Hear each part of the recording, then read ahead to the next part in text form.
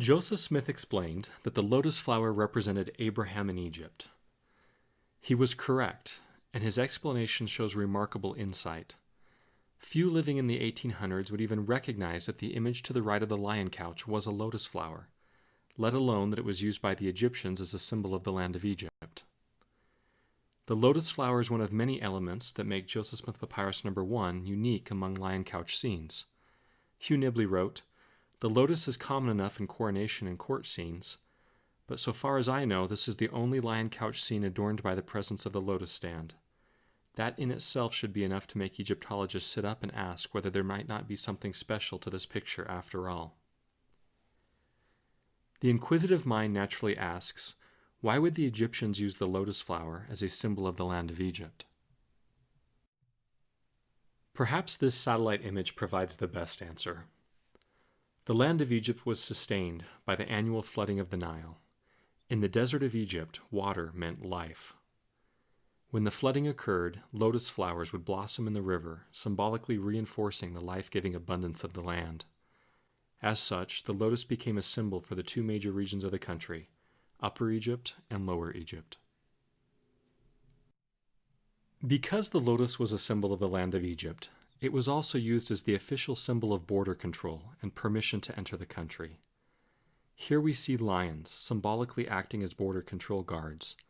Each lion holds a large knife in its hand as it guards Egypt's northeast frontier. In this and many other examples, we see that Joseph Smith's explanation was correct. In contrast to the straight-edged knives held by the guardian lions, the priest on facsimile No. 1 holds a curved knife in his hand. The knife depicted has very much the shape and size of some of the prehistoric ceremonial knives used by the Egyptians. In chapter 71 of the Book of the Dead, the sacrificial knife is described as representing a crescent moon. Critics who persist in assuming, despite compelling evidence to the contrary, that the papyrus was damaged before it came into Joseph's possession, that Joseph attempted to restore it and that he showed his ignorance by restoring it incorrectly, must concede that the knife shown on facsimile 1 matches the shape and form of early ceremonial knives used by the Egyptians. Further, recall that witnesses who reviewed the original papyrus before it was published recorded that the priest had a knife in his hand. Since there is no knife shown on the vignette recovered in 1967, these eyewitness accounts offer additional evidence that facsimile No. 1 is a faithful representation of the vignette before it was damaged. Let's now move on to other elements of facsimile No. 1. Figures 5 through 8 are the canopic jars used to store the embalmed organs of the deceased. The figures were the personification of the sons of Horus. Each had a different head, a falcon, a jackal, a baboon, and a human. Each represented one of the four cardinal directions, had a guardian deity, and was used to store a different organ of the body. Joseph Smith explained that these figures symbolically represented gods of four different geographical regions and peoples. Again, we see that Joseph was years ahead of his time. It is now well known that each canopic figure was regarded as the god of one of the four quarters of the earth. In fact, the canopic jars contain human organs precisely because they represent the four directions and the four corners of the earth. Let us recall the famous legend of the Jews, that Adam was made of the four elements gathered together as dust from each of the four quarters of the earth, that when one dies, the elements are scattered to the four directions, and that when one is resurrected, they are brought together again. Such legends parallel the biblical account of creation. And the Lord God formed man of the dust of the ground, and breathed into his nostrils the breath of life, and man became a living soul. In facsimile No. 2 from the Book of Abraham, the sons of Horus again make an appearance. In that instance, Joseph tells us that taken together as a quartet, they represent the earth in its four quarters. Again, Joseph is correct. The four children of Horus played a very important part in the funeral works of the early dynasties. They originally represented the four supports of heaven, but very soon each was regarded as the god of one of the four quarters of the earth, and also of the quarter of the heavens which was above it. Recognizing that the four sons of Horus symbolically represent the four quarters of the earth enables us to explain their appearance on Joseph Smith Papyrus No. 3, where they are shown standing atop a lotus flower. We know that the lotus was a symbol of the land of Egypt. By combining the lotus and the four sons of Horus, we can now see that Osiris, who holds the scepters of justice and judgment in his hands, acts as judge over the four quarters of Egypt. Or in other words, he judges the entirety of Egypt, his entire kingdom and dominion. In like manner, Jesus Christ is the judge over his kingdom and dominion, even the worlds which are and were created, and the inhabitants thereof. He is the righteous judge of all mankind, who glorifies the Father, and saves all the works of his hands. In this scene from the roof chapel of Osiris, we see four birds, like carrier pigeons, being released to the four corners of the kingdom. Note the connection between the four birds and the four sons of Horus. They share common heads, the falcon, the jackal, the baboon, and the human. As such, they both symbolically represent the four corners of the earth, or in this example, the four corners of Pharaoh's kingdom. In Egyptian symbolism, the number 4 frequently signified the 4 cardinal directions, and hence a kind of spatial or geographic totality. Examples such as this further reinforce Joseph's explanation that taken together as a quartet, the canopic figures represent the earth in its 4 quarters. In this scene from Abydos, Pharaoh worships the 4 canopic figures as deities in their own right. The symbolic imagery used to depict the 4 sons of Horus has similarities to the imagery used to describe the 4 angels in the book of Revelation. And round about the throne were 4 beasts full of eyes, looking before and behind. And the first beast was like a lion, and the second beast like a calf. And the third beast had a face as a man, and the fourth beast was like a flying eagle. Like the sons of Horus, the angels are divine beings in their own right. Further, they stand on the 4 corners of the earth and hold the 4 winds of the earth. These symbolic parallels provide additional support for Joseph Smith's interpretations.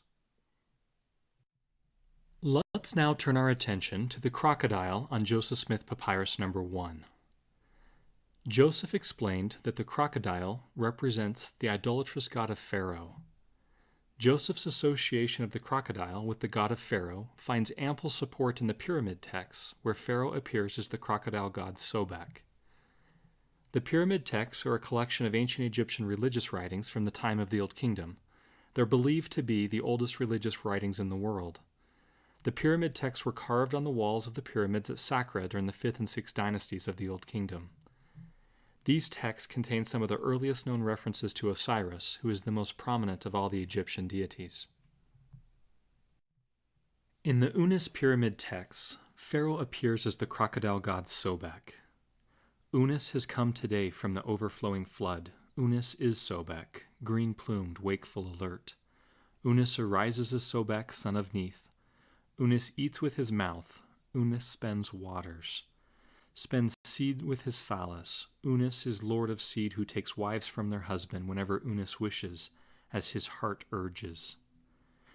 Sobek was venerated from at least the Old Kingdom times, and while the name of the god means simply crocodile, he was regarded as a powerful deity with several important associations. Sobek was associated with the Egyptian king and could act as a symbol of pharaonic potency and might. Sobek's link with the Egyptian king led to the particularly fine statue of Amenophis III and Sobek now in the Luxor Museum of Ancient Egyptian Art, which shows a small figure of the king protected by a much larger image of the god. Further associations between Pharaoh and Sobek are found in wall reliefs such as the one shown here from the joint temple of Horus the Elder and Sobek.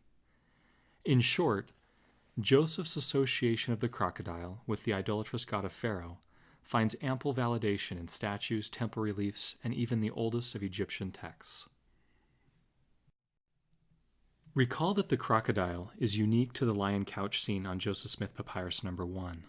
Hugh Nibley wrote, "The crocodile never turns up in any of the nearly 200 other lion couch scenes I have looked at, though he often turns up in an adjacent scene, but always and only when there is sacrificing going on. The prominence of the animal in Joseph Smith Papyrus number 1 therefore calls for some serious study." The crocodile reinforces the message that Abraham is being sacrificed upon the altar. But why was Pharaoh so intent on sacrificing Abraham? The sacrifice on the altar was for the benefit of the king. He wanted to renew his powers on the throne, and to do that, he believed that the flesh and blood of a sacrificial victim could be ceremonially transferred to him. The Egyptians believed that at the end of a certain period, the king had to undergo sacrificial death, being ritually resurrected in the person of his son. That was not pleasant, but there was a way out, a substitute on the altar of sacrifice. This was done often and regularly at the completion of a set cycle. The oldest Abraham legend describes a great king who aspires to rule the world. Abraham insists that it is God who really rules the universe. For this irreverence to authority, the hero is made to serve as a sacrificial victim. But on the altar, Abraham prays, and God sends an angel to deliver him. The altar is overthrown by an earthquake in some versions, and the officiating priest perishes. When the sacrifice of Abraham was unsuccessful, there was great mourning in Chaldea and also in the court of Pharaoh. It is important to note that in Joseph Smith Papyrus No. 1, the crocodile is surrounded by horizontal rows of lines that alternate directions. This is the common Egyptian way of representing water, but it's not just any water. It is the primordial waters that are tied to creation. Water was the primeval matter from which the Egyptians believed all things arose, and the pool, such as the one shown in this scene, could thus signify the primeval waters of the first time. In this judgment scene, from the Book of the Dead of Hunefer, we see the same markings as those found on Joseph Smith Papyrus No. 1. Osiris is seated on his throne above a pool of sacred water. A lotus flower springs forth from the pool and is topped by the 4 sons of Horus, indicating that Osiris sits in judgment over the 4 corners of his kingdom. The symbolism is clear. The pool of water beneath the throne of Osiris is no ordinary water. It is the primordial waters from which all creation arose. Physically connecting the lotus and the sons of Horus to the primordial waters reinforces the symbolic message. Osiris judges all that he created. The same is true of Jesus Christ. By him and through him and of him the worlds are and were created, and the inhabitants thereof are begotten sons and daughters unto God. That same God who has power to create has the power to save. The God who gave his life to save his creations, even Jesus Christ, is the same God who will sit in judgment over them. In addition to associating water to creation, the Egyptians associated it with the destruction of the wicked. As seen in this image from the Book of the Dead of Ani, the Egyptian conception of the afterlife also included the concept of a lake of fire which destroyed the wicked. The dual associations, creation and destruction, are remarkably similar to those found in the Bible. At the beginning of creation, the Spirit of God moved upon the face of the waters. During the flood, water was used to destroy the wicked. Likewise, at the end of the world, Satan and his followers will be cast into a lake of fire. The sarcophagus of Seti I shows that the hatched lines representing creation were also associated with the heavens, or the heavenly sea. Surely it is not a coincidence that in the biblical account of creation, the primordial waters are also associated with heaven. In the first chapter of the book of Genesis we read, "And God said, Let there be a firmament in the midst of the waters, and let it divide the waters from the waters. And God made the firmament, and divided the waters which were under the firmament from the waters which were above the firmament. And it was so. And God called the firmament heaven." How did Joseph Smith explain these markings that surround the crocodile in the vignette? He said, the hatched lines signify the expanse or the firmament over our heads. He then went on to say the Egyptians associated them with the heavens. This is a remarkable statement. What person living in the 1800s would look at this vignette and claim that the lion couch and the priest are standing on top of water, and not just any water, the primordial waters of creation, the firmament over our heads that are associated to heaven? Joseph's explanation is vindicated. The hatched lines do represent more than ordinary water.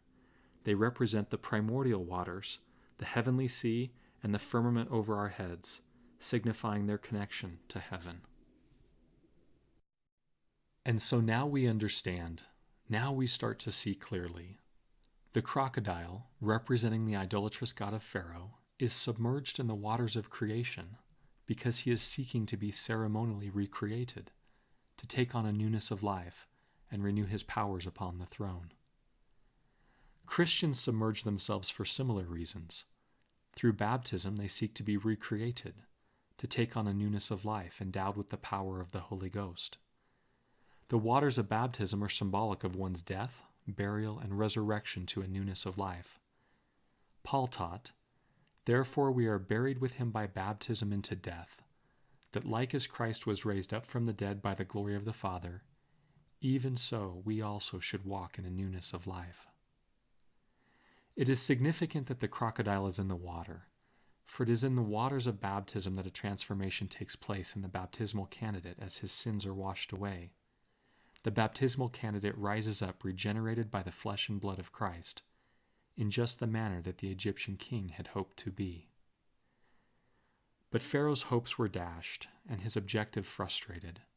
As Abraham records, "And as they lifted up their hands upon me, that they might offer me up and take away my life, behold, I lifted up my voice unto the Lord my God, and the Lord hearkened and heard, and he filled me with the vision of the Almighty.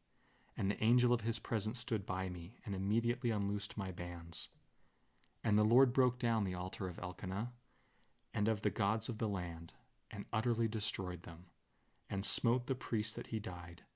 And there was great mourning in Chaldea, and also in the court of Pharaoh." Directly below the crocodile and waters of primordial creation, we see a series of vertical columns. Joseph Smith correctly indicated that they were designed to represent the pillars of heaven as understood by the Egyptians. To understand these pillars, we must first understand that the sky of the earth formed the floor of heaven, and that the heavens were supported by 4 pillars, which formed the 4 cardinal points and were held in position by the 4 sons of Horus. In several texts, allusion is made to the lifting up of heaven upon its 4 pillars, and in one place the 4 pillars are said to support that on which the 4 heavens rest. The gods who grasped as scepters the 4 pillars of heaven, which eventually became the 4 cardinal points, were the 4 sons of Horus. The brick enclosure walls of Egyptian temples were often built with alternating concave and convex sections that is known as palace facade. Palace facade was used to represent both the pillars of heaven and the waters of the mythical primeval ocean. In the Bible, we find similar associations between the waters of creation and the pillars of heaven. For example, Job declared, "He hath compassed the waters with bounds, until the day and night come to an end. The pillars of heaven tremble and are astonished at his reproof." In the context of Joseph Smith Papyrus number 1, the symbolic association between the waters of creation and the pillars of heaven is also notable. The concept is reinforced by their close physical proximity. The pillars of heaven reach up to the sky and touch the primordial waters that were associated to the heavens. In addition to the enclosure walls of Egyptian temples, palace facade is also seen in the seracs of the early Egyptian kings. What is a serac?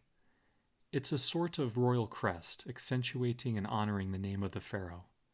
The word serac is derived from the Egyptian word for facade. It usually consists of 3 elements. At the bottom, a section of niched palace facade. Above this, a panel in which the king's Horus name is written, and sitting upon all of this, a falcon. Just as the pillars of heaven symbolically connect the earth to the heavens, even so the use of palace facade in the king's serac connects his earthly kingship to heavenly kingship or godhood. Latter-day Saints have a symbolic parallel in the sealing power. Just as the pillars connect the earth to heaven, the sealing power binds acts on earth to make them efficacious or recognized as valid in heaven. When the Lord gave Nephi the sealing power, he said, "I give unto you power, that whatsoever you shall seal on earth shall be sealed in heaven, and whatsoever you shall loose on earth shall be loosed in heaven." We see this parallel again with the 4 sons of Horus and the 4 angels spoken of in the book of Revelations. Just as the 4 sons of Horus were said to hold the pillars of heaven in position, the pillars that connected earth to heaven, even so the 4 angels hold the sealing power that connects the earth to heaven. In Doctrine and Covenants, section 77, we read, "The 4 angels are sent forth from God, and are given power over the 4 parts of the earth, to save life and to destroy. These are they who have the everlasting gospel to commit to every nation, kindred, tongue, and people, having power to shut up the heavens, to seal up unto life, or to cast down to the regions of darkness." In that single verse of Scripture, there are at least 5 symbolic parallels between the angels of God and the sons of Horus. First, there are 4 divine beings, just as there are 4 sons of Horus, each one a deity in his own right. Second, they are given power over the 4 parts of the earth. The sons of Horus represented the 4 quarters of the earth. Third, they are endowed with power to save life. The canopic jars with the heads of the 4 sons of Horus were used to save and preserve the organs of the deceased until the resurrection. Fourth, there is a geographic totality in the gospel the angels commit to every nation, kindred, tongue, and people. Taken as a quartet, the 4 sons of Horus represented a geographic totality. And lastly, the angels hold the sealing power, the power to shut up the heavens, to seal up unto life. Likewise, the sons of Horus hold in position the 4 pillars of heaven that connect actions on earth to the heavens. The symbolic parallels are clear and striking. In the context of Joseph Smith Papyrus No. 1, the pillars of heaven physically touching the waters of creation show that through the sacrifice of Abraham, Pharaoh is attempting to take upon him a newness of life in a way that would be efficacious not only during his earthly life, but also during his future life in the heavens. The use of imagery to represent the pillars of heaven is not exclusive to the Egyptians. That same imagery is used in the architecture of the Salt Lake Temple. The temple's pillars begin on earth and reach towards the heavens, reinforcing the message that the priesthood ordinances performed therein are efficacious on earth and in heaven. Within those walls, man on earth is connected to God in heaven.